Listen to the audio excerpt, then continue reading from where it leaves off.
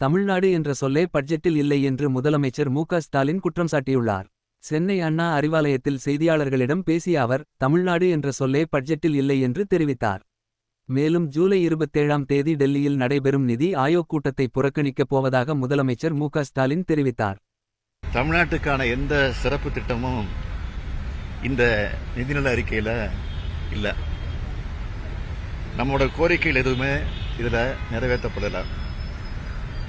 புதிய ரயில்வே திட்டங்களும் அறிவிக்கப்படலை. ஒன்றிய பாஜக ஆட்சியை தாங்கி பிடிக்கிற மாநிலங்களை தவிர மற்ற எல்லா மாநிலங்களையும் நிதியமைச்சர் மறந்துட்டார். தமிழ்நாடு என்ற சொல்ல நிதிநிலை அறிக்கையில் இல்லை. பட்ஜெட்ல இல்லைன்னு சொல்றதை விட ஒன்றிய பாஜக ஆட்சியாளரோட சிந்தனை அலையும் செயல் அலையும் தமிழ்நாடு இல்லை. பாரபட்சமும் ஏமாற்றம் தான் இந்த அறிக்கையில் இருக்கு. ஒரு நாட்டோட நிதிநிலை அறிக்கை என்பது அந்த நாட்டில் இருக்கக்கூடிய எல்லா மாநிலங்களையும் உள்ளடக்கினதாக இருக்கணும். அந்த வகையில் இந்த நிதி ஒதுக்கீட்டில் நீதி இல்லை, அநீதி தான் அதிகமாக இருக்கு. அரசியல் தேர்தல் களத்தில் பார்த்துக்கலாம். இப்போ எல்லாரும் இணைஞ்சு நாட்டுக்காக பணியாற்றணும் அப்படின்னு பிரதமர் நேற்று தான் சொல்லியிருக்காரு. எல்லா பத்திரிகையிலும் வந்திருக்கு.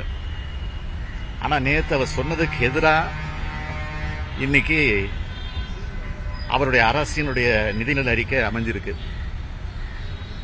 வாக்களிச்சவங்களுக்கு மட்டும் இல்லை, வாக்களிக்காதவங்களுக்கும் நன்மைகளை செய்கிறது தான் ஒரு சிறந்த அரசுன்னு நான் தொடர்ந்து சொல்லிட்டு இருக்கேன். அப்படித்தான் தமிழ்நாடோட அரசோட செயல்பாடுகள் தான் இருக்கு. இதை பார்த்தாவது ஒன்றிய அரசு தன்னோட போக்கை மாத்திக்கணும்னு கேட்டுக்கிறேன். வருகிற 27ஆம் தேதி பிரதமருடைய தலைமையில் நிதி ஆயோக் கூட்டம் நடக்கிறதா அறிவிக்கப்பட்டிருக்கு. அதில் நானும் பங்கேற்க திட்டமிட்டு இருந்தேன். அதுக்காக தயாராகிட்டு இருந்தேன்.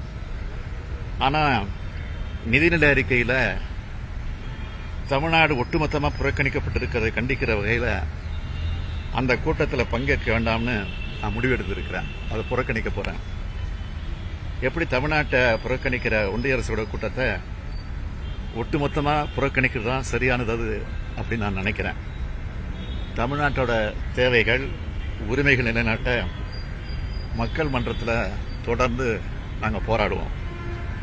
நாளைய தினம் நம்முடைய எம்பிக்கள்லாம் டெல்லியில் போராட்டம் நடத்த போகிறாங்க அப்படின்னு செய்தி வந்திருக்கு. அதுக்கு நாங்கள் அனுமதியும் கொடுத்துருக்கோம். 40க்கு 40 வெற்றி தான் தமிழ்நாடு புறக்கணிக்கப்படுவதற்கான காரணம்னு நினைக்கிறீங்க? தமிழ்நாட்டு மக்கள் மேலே அவ்வளோ ஆத்தத்தில் இருக்காங்க. அவங்க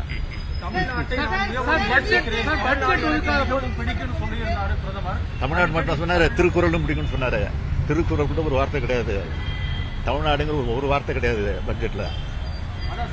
பட்ஜெட் ஒதுக்காத போது தமிழ்நாடு அரசு எப்படி கையாளும்? நிறைய திட்டங்கள் இருக்கு, மெட்ரோ உட்பட நிறைய திட்டங்கள் இருக்கு. இது வரைக்கும் எப்படி கையாண்டுட்டு இருக்கோம்? அப்படி கையாளுவோம் நாங்க. பத்திரப்பதிவுக்கான கட்டணங்களை குறைக்கிறது நிதியமைச்சர் பேசியிருக்காங்க. பத்திரப்பதிவு கட்டணங்களை மாநில நான் தான் ஒட்டுமொத்தமா சொல்றேன். தமிழ்நாட்டை சுத்தமா புறக்கணிச்சிருக்கிறாங்க.